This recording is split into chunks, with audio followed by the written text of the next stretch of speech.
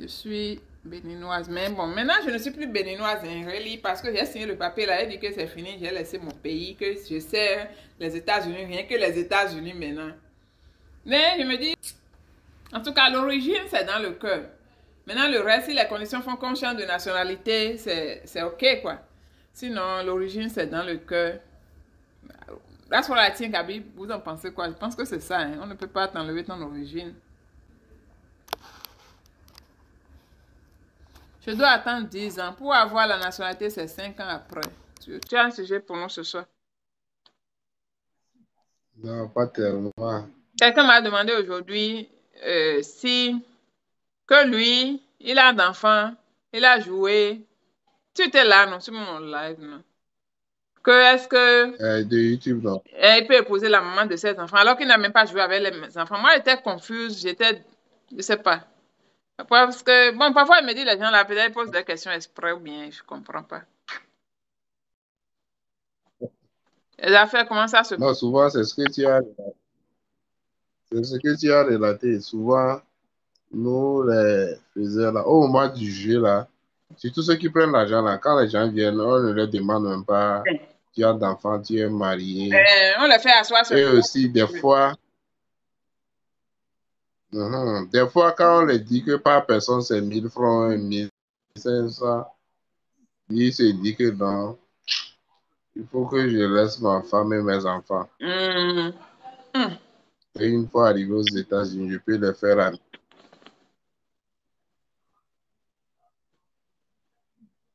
Mais pour ce cas où le gars a posé la question là, et il y a un système en fait. Il ignore au prime abord les enfants. Celui qui a joué, s'il a 2, 3 enfants, et il a joué célibataire, sans enfants, il fait toute la procédure seul. Ok. Une fois aux États, avant de partir, il célèbre le mariage avec sa femme, la maman des enfants, et il lance la pétition pour la maman seule. Une fois la maman arrivée, lui, quand il obtient le citizenship, il peut toutefois faire le regroupement pour ses enfants. Ok, ok, pour Ça, éviter c'est... la complication, en fait. Oui, Donc, il va appeler les gens oui. un à un. Il amène au prime abord sa femme seule. Donc, ça veut dire que cette personne a besoin de coaching. Si vous avez gagné, que les résultats sont sortis là, vous avez besoin de coaching, il faut vous abonner à M. Areza, il va vous coacher. Quelle que soit votre situation, lui, c'est qu'on est passé. Moi, je n'ai jamais pensé à cette stratégie-là. Puis, je ne veux même pas y penser. C'est déjà trop compliqué. Mais c'est bon. Vous avez besoin de coaching. Ouais, c'est bon parce que, par exemple, si la personne, par exemple, je joue seul alors que j'ai ma femme avec 2 enfants. Je pars et je fais tout seul. Quand j'obtiens le visa, avant de partir, je célèbre le mariage. Très souvent, ceux qui, bon, généralement chez nous au Togo et en Afrique en général, on se marie avec des enfants, mais on se marie avec la femme avec des enfants, mais on n'a pas les actes de mariage légal. Ok. Rares, quelques fonctionnaires en possèdent à cause de la fonction. Mais la fonction, c'est ça. Donc, quand, quand tu obtiens le visa avant de partir, tu te maries avec ta femme. Tu te maries sans enfant, quoi. Ok, Tu te donc maries avec la femme, les gens n'ont pas la maman de tes Et puis tout enfants. le processus là, ils vont dire qu'ils n'ont pas d'enfants dans le dossier, c'est ça? Ça, c'est du mensonge.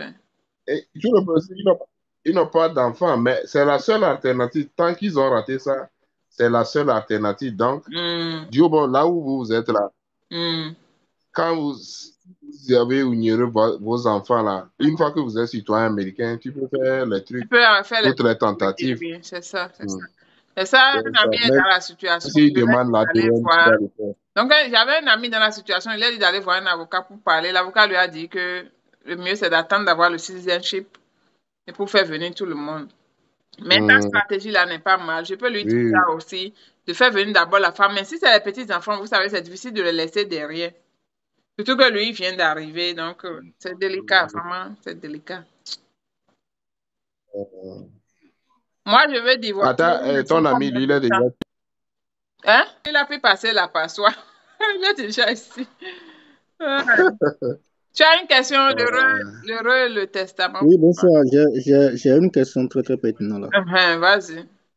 Ok, en fait, si je veux rentrer dans l'armée là, et par exemple, je prends l'armée ou soit n'importe quel corps, et je vois que je suis célibataire. Ils ont dit que, j'ai appris que c'est si tu te maries, soit si tu as une femme avant de rentrer dans l'armée, ça te profite très bien sur beaucoup de points que d'être célibataire. Donc, c'est ça que moi je vais demander. Est-ce que c'est forcément que je vais me marier d'abord avant de rentrer, avant Moi, de je vais profiter t'expliquer des quelque trucs chose maintenant. Bon, tu fais comme tu veux, d'accord? Le profit que tu auras en étant marié, Oui. ce que ça va te coûter de te marier à n'importe qui pour rentrer dans l'armée juste à cause des bénéfices, le profit là ne vaut pas le coup. Je vais t'expliquer juste la différence qu'il y a. Quand tu es célibataire, tu viens dans l'armée, la seule différence que tu as, c'est que tu vas dans les dorms d'abord. Les dorms, c'est quoi? C'est qu'ils ont comme des immeubles, c'est comme l'internat, mais chacun a sa chambre. C'est que l'armée a déjà ses bâtiments, oui, mais c'est jeunes, parce que la plupart des jeunes ici, ils viennent de high school. Donc, ils ne veulent pas juste les mettre dehors là-bas, ils n'ont qu'à aller louer, commencer à faire le désordre qu'ils veulent. Donc, si tu es célibataire, tu rejoins l'armée. Au lieu qu'on te donne l'argent pour aller louer ton appartement, tu restes d'abord dans les dorms. Et si tu restes trop, c'est un an et demi. Après, ça dépend de quelle base on t'a mis. Certaines bases, à moins d'un an, on vient te dire, OK, mon gars, il faut sortir. Il y a d'autres qui ont besoin de la chambre. On te donne ton argent. On te commence à te payer l'argent pour aller louer dehors. Et tu es libre, tu vas louer là où tu veux. Tu vois, c'est la seule différence. C'est pour eux, les gens ne veulent pas juste rester dans les dorms pour les un an et demi là. C'est pour ça qu'ils décident de se marier juste pour prendre l'argent du loyer là pour aller louer dehors. Alors qu'un mariage, c'est beaucoup de choses qui sont dedans. Tu comprends? Moi, si c'est moi, personnellement, je suis à ta place, je vais juste, il y a mon fils aîné qui est dans le army, j'ai dit, hey, mon gars, je ne vais pas attendre, Jean, tu t'es marié parce que tu ne veux pas rester dans le dôme. Il est dans le dôme maintenant, il ne paie pas l'électricité, il ne paie pas l'eau, il ne paie pas le loyer, il ne paie rien. Il prend son salaire, l'argent de sa nourriture, ça va directement dans sa poche. Et puis, il n'a aucune facture, il n'a pas lui-même son facture de téléphone ou bien sa voiture, il va payer. Il est tranquille. Quelque temps après, maintenant, peut-être 6 mois après, on va lui dire, OK, mon gars, il faut que tu sortes, il faut chercher un appartement, voilà ton loyer, l'argent pour ton loyer, va louer dehors, on a besoin de l'argent pour donner à quelqu'un.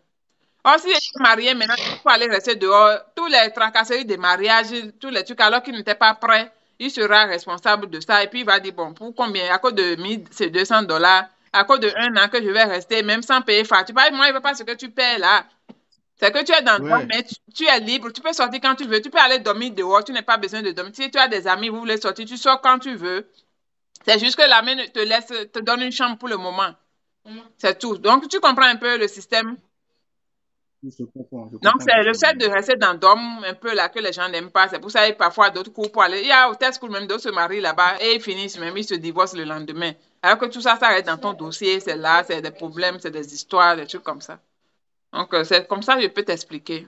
Maman, c'est ça, docteur. Oui, tu as besoin de ça. OK. C'est dans ma chambre, tu as pris, non? Yeah. Oui, tu peux. C'est pour le clavier. La tablette, là, tu peux me donner. Mais regarde, c'est combien pour ça? OK, tu as d'autres questions? Non, c'est bon. OK, d'accord. Si tu as d'autres questions, peut-être que tu te rappelles d'une question, tu peux envoyer sur YouTube ou bien sur Instagram. C'est 27. Attends, excusez-moi. Oui. Il faut le... ramène le cap là où tu as pris. Si tu es célibataire, ou soit si tu es entre célibataire et quelqu'un qui est marié, est-ce qu'il y a différence de salaire? L'autre a plus de salaire que l'autre, ou bien c'est la même chose? Non. Si tu es célibataire ou même ou marié, le salaire de base, c'est ça, il dit le salaire. Parce que notre salaire, je ne sais pas si tu as vu la vidéo, j'ai expliqué comment on nous paye. Non, je n'ai pas vu ça. OK, donc après, tu vas aller voir ça, mais je vais t'expliquer rapidement. Il y a notre salaire de base. C'est quelque chose qui est notre salaire de base, c'est base.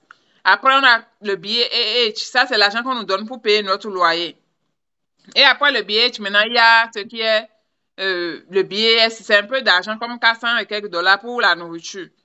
Maintenant, tout ça, là, ça dépend de ton rang. Le salaire ne change pas selon ton statut. Si tu es célibataire ou marié, le salaire de base, ça dépend de ton rang. Si tu es célibataire et que tu es marié avec enfant tu prends le même salaire de base. La nourriture, le BS, là, c'est même argent. Si tu es célibataire marié, c'est la même chose qu'on prend. Maintenant, la seule chose qui change, c'est notre BS, là, BH, là, pour le loyer, là. Donc, ça, là, tu peux prendre le loyer ou bien acheter maintenant ce que tu veux, tu fais avec. Donc, l'argent, là, si tu es célibataire, tu vas d'abord dans les dormes au début, tu ne prends pas ça. Donc, par exemple, ici, à San Antonio, je pense que c'est comme 1600, quelque chose comme ça. Ça dépend si tu es célibataire ou marié, ça varie. Maintenant, ça là, tu ne vas pas prendre. Tu seras dans les dons parce que tu n'as pas de loyer à payer. Donc, c'est seulement les gens qui ont de famille ou bien qui ont des enfants qui prennent ça parce qu'ils vont aller vivre dehors. Ils ne peuvent pas vivre dans les chambres de dorme là, avec les enfants et leurs familles. Donc, on leur donne cet argent pour aller louer dehors. Donc, c'est seulement cet argent-là que tu ne prends pas. C'est ça, il dit que si tu es dans le dorme, tu ne prends pas. Mais le jour qu'ils te sortent des dormes, ils commencent à te donner cet argent-là. Mais cet argent aussi, ça varie. Si tu es célibataire, ce que tu vas prendre différent de celui qui a un enfant ou bien une femme, la différence c'est peut-être $200. Tu as compris un peu? Ça peut être confusing, mais le mieux c'est d'aller voir la vidéo. J'ai expliqué comment notre salaire est payé dans l'armée. Tu vas comprendre mieux. Bon, c'est tout ce que je peux expliquer. Ok. Et maintenant, si je vais au test là, genre, le point minimum pour être admissible, c'est combien? Je pense que c'est un 31, 32. Ça dépend du corps. 31, 31, 32, 32. quelque chose comme ça. Mais tu veux, ton objectif, c'est de score le maximum que tu peux. Parce que plus ton score est bon, plus tu as la possibilité de choisir entre plusieurs boulots. Plus c'est petit, plus tu es limité dans les boulots que tu peux choisir. Et par rapport au boulot en question, Hmm. c'est une fois rentré dans l'armée que je vais apprendre le boulot, mais je vais choisir le boulot que je sais faire depuis Non, non, ici. non. Tu choisis n'importe quel boulot qui te plaît. C'est une fois d'entrer dans l'armée, on te forme pour ce boulot que tu vas choisir. Mais pour lequel, la plupart du temps, franchement, c'est eux qui te choisissent ça. Le boulot là, non? Ils vont te former pour le boulot pour lequel ils t'ont choisi. Ils vont te former de zéro jusqu'à ce que tu deviennes professionnel dans le domaine. Ok. Ok, j'ai déjà dit l'essentiel. Merci beaucoup. Ok, il n'y a pas de problème.